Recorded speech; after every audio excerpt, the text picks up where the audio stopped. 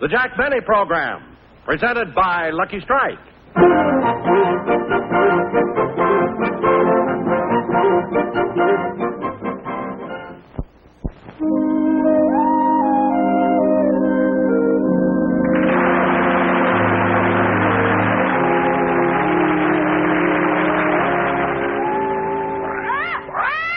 Now, Polly, it's time for you to go to sleep. It's 9:30.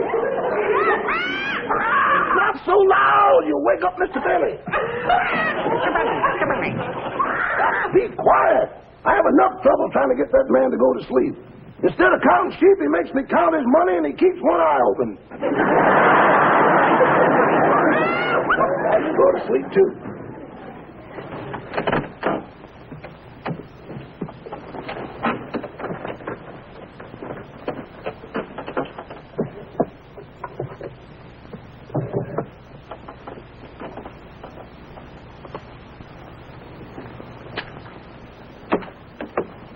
Dear Diary, today I am especially proud of myself, and why shouldn't I be? When I finished all of my normal household chores a minute and 20 seconds ahead of schedule, Mr. Benny congratulated me for cleaning the house so fast. He said I was the only man to break the sound barrier with a vacuum cleaner. Finished cleaning the house, I assorted the fan mail, and again, I got more than he did.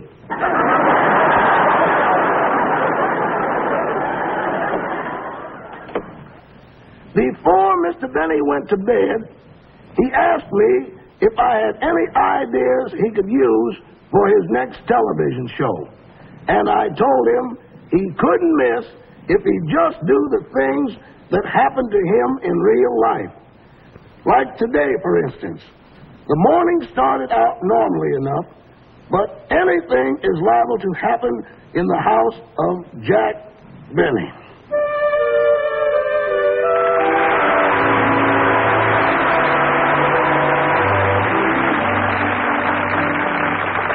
Amazing the things they have nowadays. Shaving cream with Dioxin in it. Shaving cream with lanolin in it. Shaving cream with chlorophyll in it. Had to chase all over town to find shaving cream with soap in it. There. I'm all shaved. Nothing like a nice, smooth... I forgot to put a blade in it.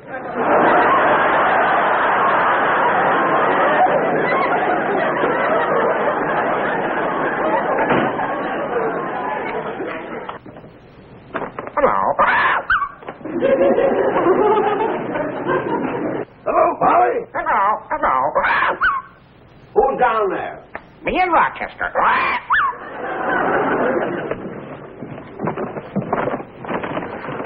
Hello, boss. Are you shaving? Yeah. How are you fixed for blades? Always watching the fights. What'd you get at the market, Rochester? Food for the week. Yeah. Butter, bread, meat, and the usual supply of canned goods. Mm-hmm. But I think next week I'm going to have to shop at a different market. Why? What's wrong with our regular market? Well, you know how they always charge less for cans that are bent? Yeah? Well, this morning they caught me bending them. Rochester, you ought to be ashamed of yourself, bending cans so you can get them cheaper. I'm glad you were caught. They wouldn't have caught me if I hadn't asked for a mop. What'd you need with a mop? I tried to bend a bottle of milk. Now stop making things up. I'll answer that. Put the groceries away. Yes. Hello? Hello, Jack. This is Mary. Oh, Mary, I was just thinking of calling you. What's on your mind? Well, what are you doing right now? Nothing. Why?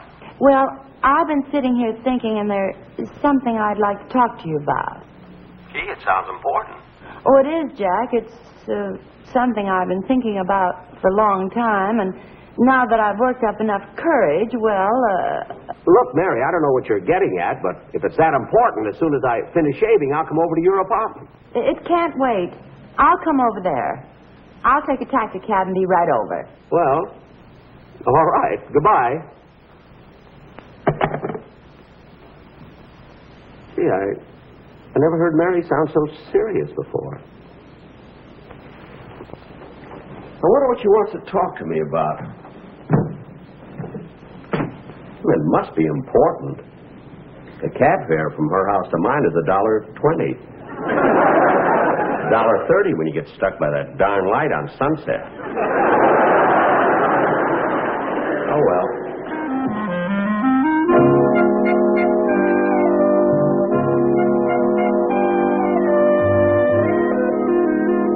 I still can't imagine what Mary wants to see me about.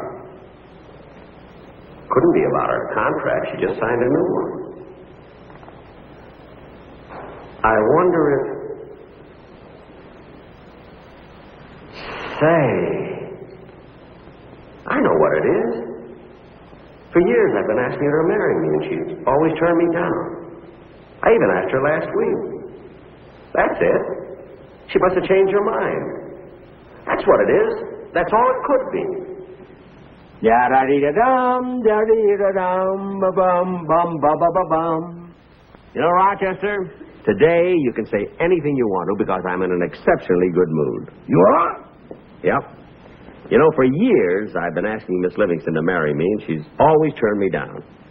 And today I think she's coming over to accept. No. Yes, sir. Well, congratulations. Thanks. Now, when Miss Livingston comes, I want you to fix up 2 glasses of champagne. Yes, sir.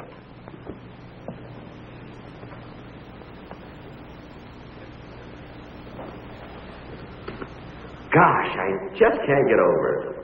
Oh, boy, it'll be wonderful when Mary and I are married. We'll be able to go to parties together, go on vacations together, file joint income tax returns. And maybe someday there'll be a little stranger.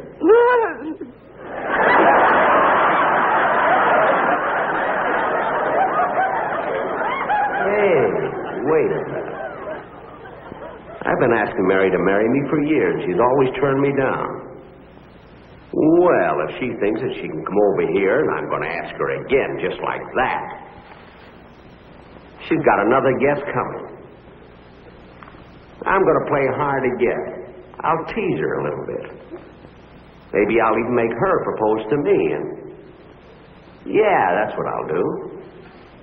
I'll make her propose to me, and propose to me, and propose to me, and propose to me, and propose to me, and... Be her husband. Yes, sir, that's what I'll do. I may even make her kneel down when she asks me. Oh, gosh, she's here. Gee, I better be careful. I don't want to know how anxious I am. I better restrain myself.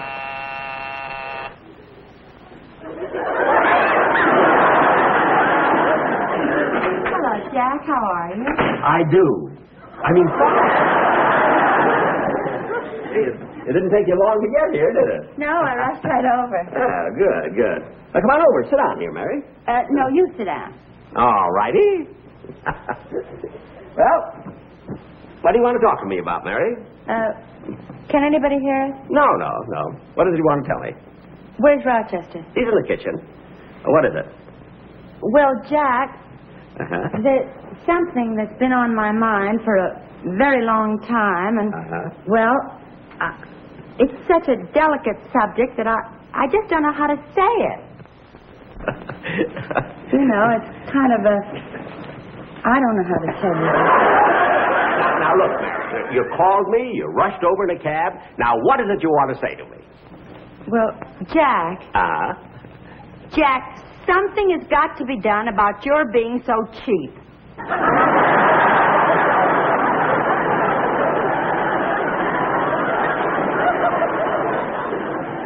Mary, is that all you wanted to tell me? Yes, Jack, and everybody in town is talking about it. About me being cheap? Yes. Just mention one. Well, Barbara Stanwyck, Danny Kaye, Gary Cooper. I only asked for one. Anyway, it's a fine gang to talk about me being cheap. Especially that Danny Kaye with that head of hair of his. He's so cheap he won't even spend 35 cents for a haircut. They're $1.50 now. Oh, I'm sorry, Jack. But you better do something about it or you won't have a friend left in the world. Well. I mean it. Well, look, Mary. To show you that I'm not cheap. Now, you're all dressed. I'll tell you what. I'll take you to dinner. We'll go dancing and everything. Oh, I'm sorry, Jack, but I have a date for tonight. Oh, with whom? Oh, somebody. You don't know him. Oh. Well, I guess I better be running along. Okay. So very funny thing when you called and said you were going to rush down here, had something to say to me. I thought that you were going to, well... Going to what? Nothing. Oh, well, goodbye, Jack. Bye.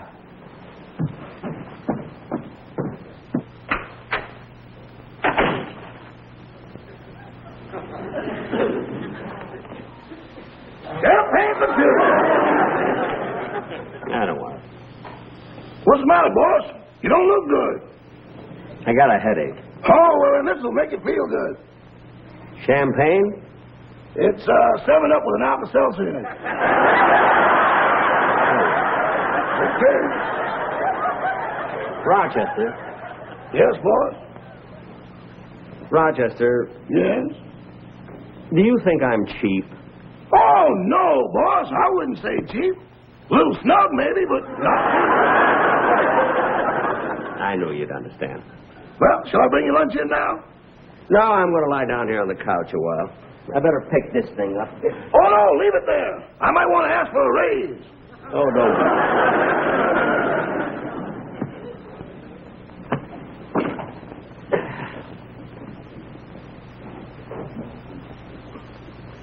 Boy, was I fooled. I was so sure Mary had decided to marry me. I certainly asked her enough. Gee, the first time I asked her was when she was working at the May Company. I spent the whole morning there. It was Dollar Day. God, imagine Mary and me getting married.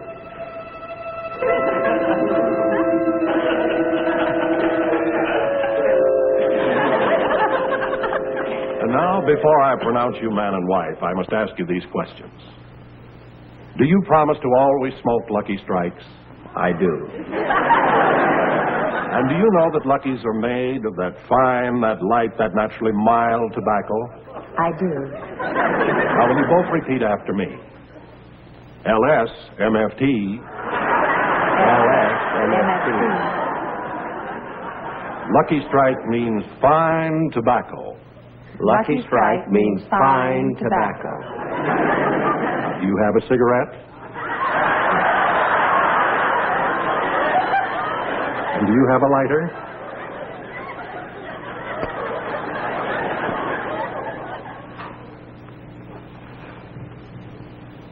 Good. I now pronounce you man and wife. Imagine being married to Mary all these years and have a family. Well, I made it again, Emily. Oh, I sure wish I lived closer to the bus stop. You know, standing behind that counter all day long, my feet are killing me. Yeah, that May Company sure was busy today. They were. Hello, Mrs. Benny. Oh, hello, Mrs. Crossmire. How are the children? Well, Leonard and Julius are fine. That's good. But Irving, Richard, William, Natalie, Herman, Catherine, Sophie, Rachel, Betty, and Michael have colds. Yeah. And what a time for it to happen. The oldest one starts school next week. Everything happens at once. Well, I better close the window before I catch a cold, too. You know, Emily, I'm kind of sorry we had to work so late. I'm kind of anxious to get home early because today's my anniversary. Really? How long have you been married to that blue-eyed schnook? 21 years. Oh, well, buck up, kid. It could happen to anybody. I almost fell from myself once.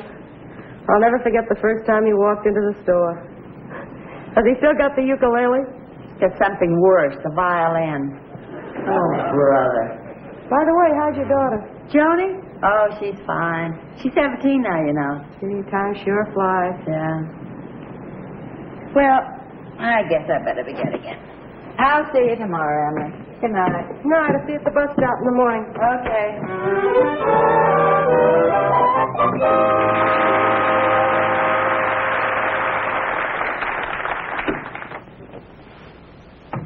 Oh, hello, Johnny.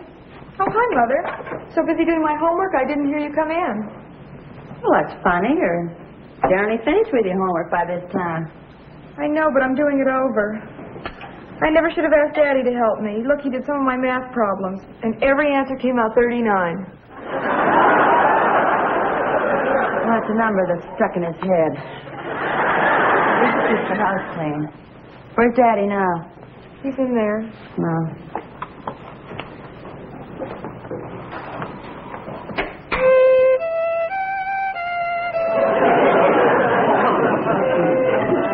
Stop scratching on that thing. I know just how you feel. At school, they can't understand why I flunked music appreciation. I know what you mean.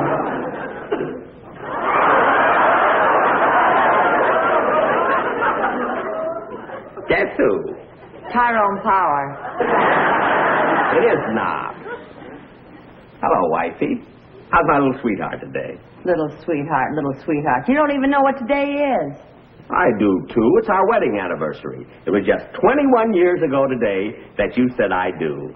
Yeah, me and my big mouth. 21 years you've been telling me you're going to be a big radio actor. When is it going to happen? When? Well, Don't pick on Daddy. He's such a good cook. you're darn right. All day long I've been slaving over a hot... Now, who can that be? I'll get it. Oh, hi, Calvin. Hello, Joni. Come on in. Calvin, I want you to meet my parents. How do you do, Mrs. Benny? No, this is my mother. Daddy, take off that apron. Oh, yes. Would you young folks like to be left alone? No, thanks. I'm not talking to you.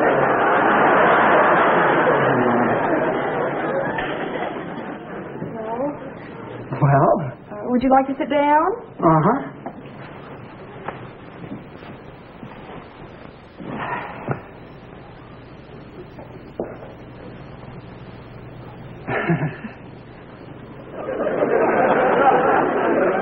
Gee, what a beautiful room. You've got a big radio, a piano, and a television set. Yes. Mother works awfully hard. Playing the piano. Gee. Oh, is this a picture of your father? Yes, that was taken when he was in the Navy. Gee, you must be proud of him. Underneath it says Admiral. That's the name of the television set. There's some pictures in the family album. Would you like to see them? Sure.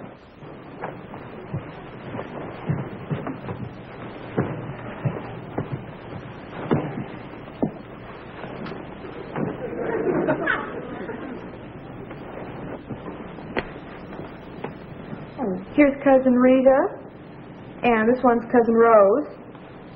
And over here is Mother and Daddy's wedding picture. Oh, wait a minute. Why is your father holding that violin? Everybody notices that. He played at his own wedding. What are you laughing at? As they marched down the aisle to the strains of Oh Promise Me, Mama had to hold his rosin. No. Who's this cute little girl? That was me when I started school. But you look only 2 years old. I was. Daddy wanted me to get through school early so I could start working. Dinner's on the table. Time to eat. Come on, Joni. Excuse us, Calvin.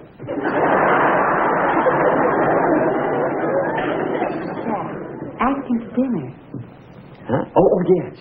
Then I can find out if his family is rich. And you really trying to marry well. After all, you can't keep working forever. Come on, Joni. You too, Calvin. Come on.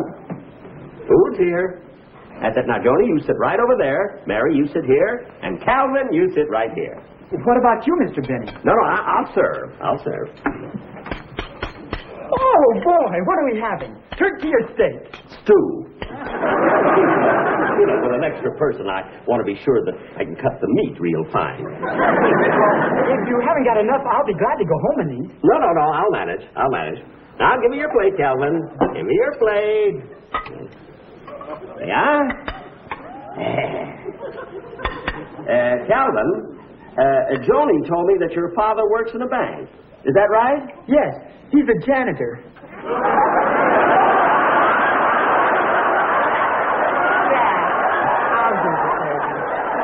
Well, all right. I have a surprise for you kids anyway. I'll be right back.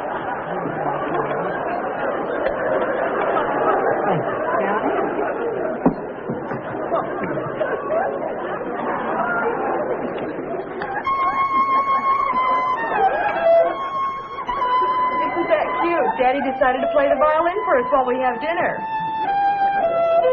Jack, will you put that thing away and sit down? Mary, it isn't often that we have company, you know.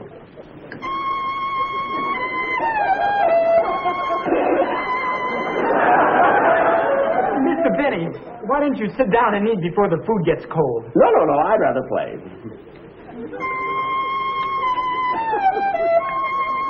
Of course, if you want to show your appreciation for the music, there's an empty plate right there on the table.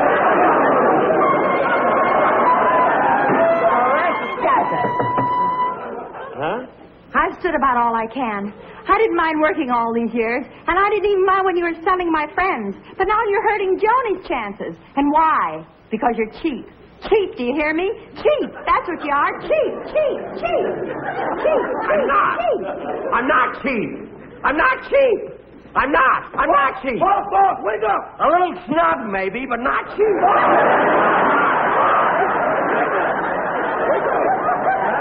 Wake up, boss, you're dreaming. Sure. You're right, Rochester. You know, I had...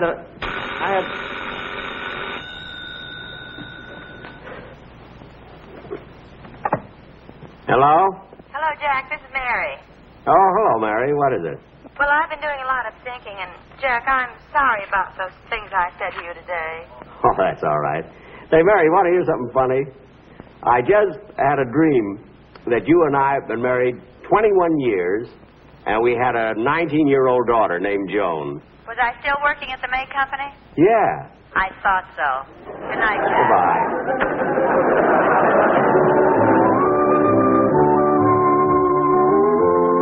Things are always happening to Mr. Benny. But he must be quite a personality because in honor of his birthday this month, his picture is on the cover of this week's issue of Collier's. He wrote quite an article for them. It's about how he feels now that he's approaching 40. And in the parlance of a golfer, it's been quite an approach.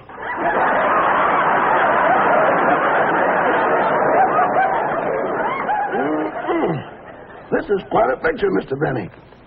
It isn't just a photograph. It's a painting done by a real talented portrait artist. And he had to sit for it, too. The artist came over to the house 3 times. And when he finished, he had a little paint left over, so Mr. Benny made him do the kitchen. Mr. Benny's the only man in Hollywood whose eyes match the knobs of his kitchen cupboards. I guess I'll turn in now. Okay, Polly, I'm ready to go to sleep. Rock-a-bye, baby.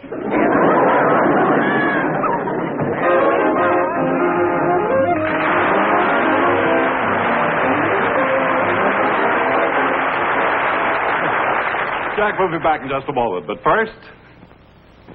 What do you think this is? It looks like some form of torture machine, doesn't it? Far from it. Actually, this instrument has a lot to do with the better taste of Lucky Strike cigarettes. What you were just looking at was a device for measuring the moisture content of tobacco about to be made into cigarettes in a Lucky Strike manufacturing plant. And believe me, smoking enjoyment depends a lot on maintaining proper moisture content. Too much moisture, and your cigarette will burn too slow. Too little, and it will taste dry. That's why the American Tobacco Company keeps a sharp eye on the moisture content of the fine tobacco that goes into every Lucky during every step of its manufacture. Here's how Robert Pendleton, who operates the instrument you just saw, tests for moisture after the tobacco has been shredded. He pushes a container of tobacco under the specially designed moisture meter. The long prongs bury deep into the tobacco. Then electric impulses show the moisture content of that tobacco on a dial. Yes, the fine tobacco that goes into every Lucky gets a lot of expert attention all along the line. The moisture test is just one of the hundreds of quality controls regularly made to be sure that you get all the better taste of Lucky's fine tobacco. For smoking enjoyment is all a matter of taste. And the fact of the matter is, Lucky's taste better, cleaner, fresher, smoother. So be happy. Go Lucky.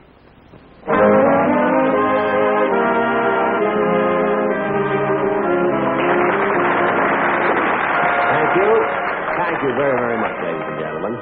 Thanks. Ladies and gentlemen, you know, on radio and on television, I'm not supposed to be married. But I'm sure that most of you know that Mary is really my wife and Joni my daughter. I'd like to have them both take a bow.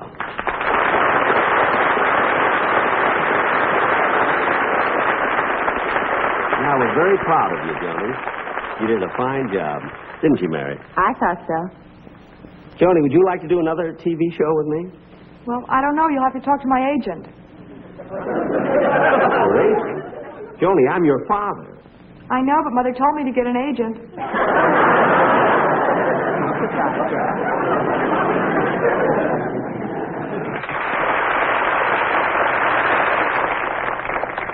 Good night, folks. See you in 3 weeks.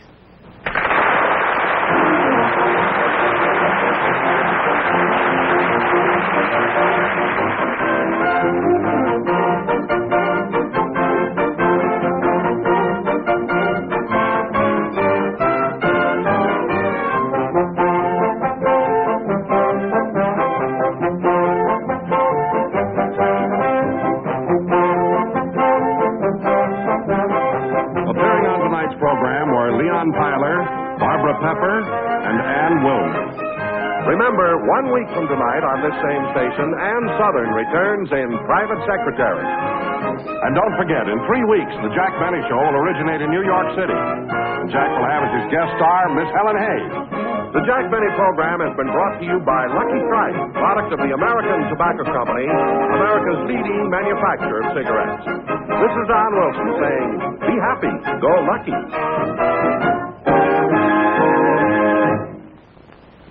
This is the CBS Television Network.